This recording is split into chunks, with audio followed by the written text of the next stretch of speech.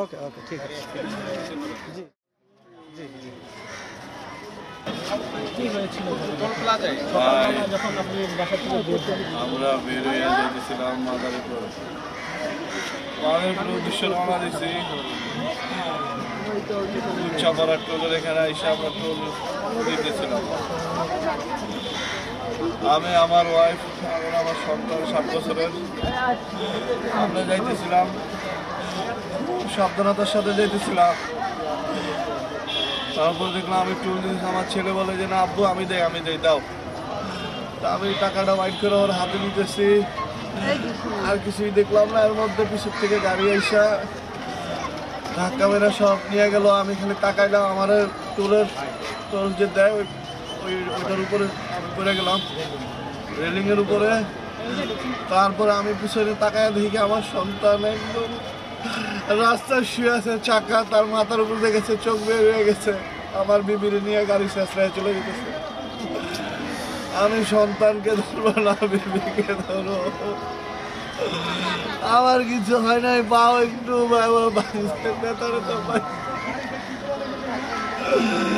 কিন্তু আমার কিছু হয় না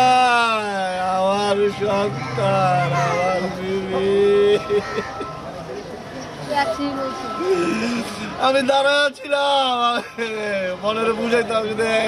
চালায়া টোল দিতেছি আমি আল্লাহ ওর বলে ব্রেক ফেলাইছে ও মারতে মারতে অন্য কিছুর সাথে ও একদম গাড়ির সাথে গলা দিয়ে ও পিলারের সাথে মারতে পারতো আল্লাহ জানে ওর ব্রেক ফেলাইছে নাকি ও কি করছে